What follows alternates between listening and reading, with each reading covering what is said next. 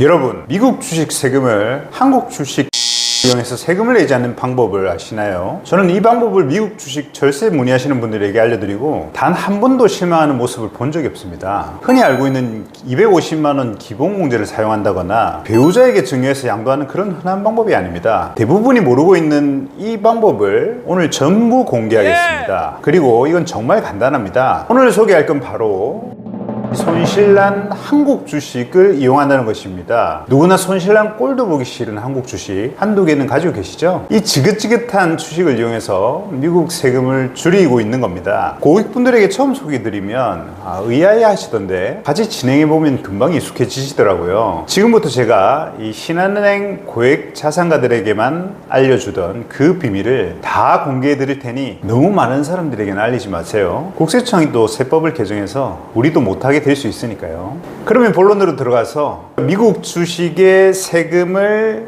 줄이고자 한다면 딱 하나의 개념을 이해하시면 되는데 바로 이게 양도차손의 통산입니다.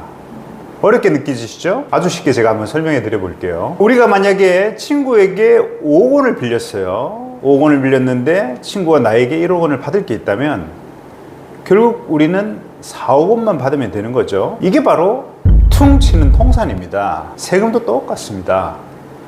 부동산에서는 우리가 아파트를 팔아서 5억의 이익이 나고, 근데 오피스텔은 이익이 잘 안 남죠. 팔았을 때 1억 손실이 났어요. 이 두 개를 같은 해에 팔면 4억에 대해서만 세금을 냅니다.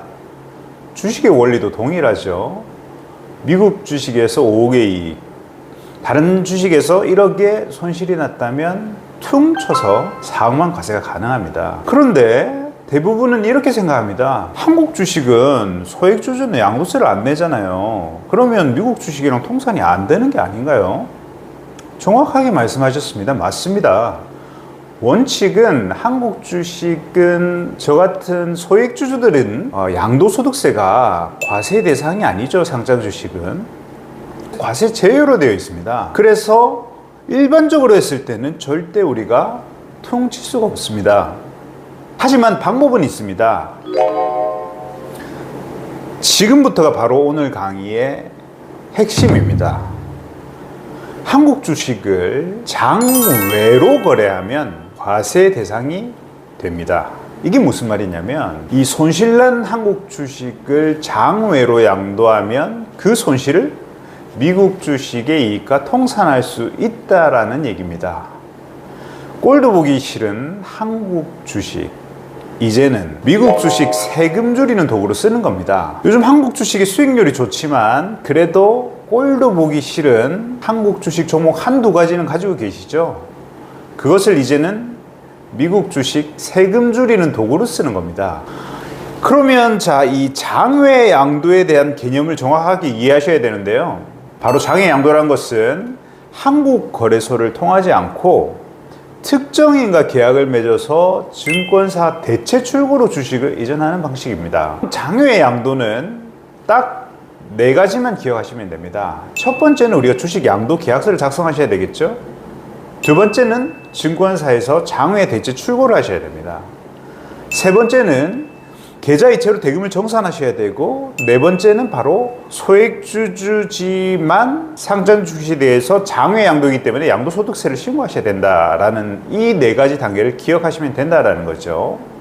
하나라도 빠지면 세무서에서 바로 전화 올 수 있습니다. 그런데 이 장외 거래를 할 때는 중요한 사항이 있습니다. 그것은 무엇이냐면 우리가 대체 출고 거래를 할 때는 반드시 그 거래일 종가를 기준으로 거래하실 것을 충고드립니다. 왜냐하면 특수관계자의 시가의 거래 문제도 있고 하기 때문에 거래일 종가 기준으로 하는 것이 안전하고, 그리고 이게 자금의 흐름을 명확하게 해 놓으셔야 됩니다. 즉 계좌 이체된 내역이 명확하게 있고 해당 자금이 매수자의 자금으로 쏴져야 된다라는 거죠.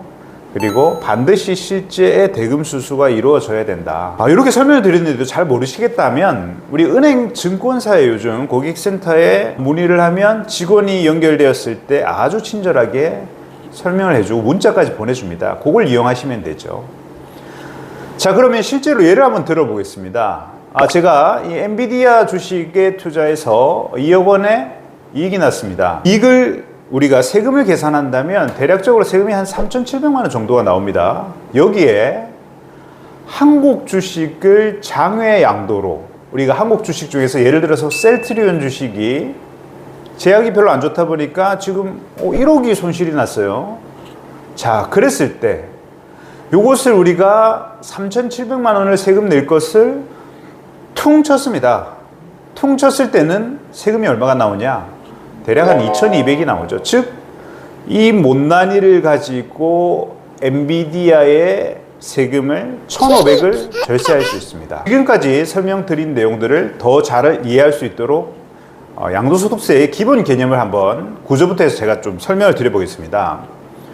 자, 우선 양도소득세는 부동산과 마찬가지로 양도가액에서 취득가액을 빼고 거기에서 필요경비를 빼면, 필요경비는 대부분 증권거래세만 들어갑니다. 그랬을 때는 양도차익이 나오죠.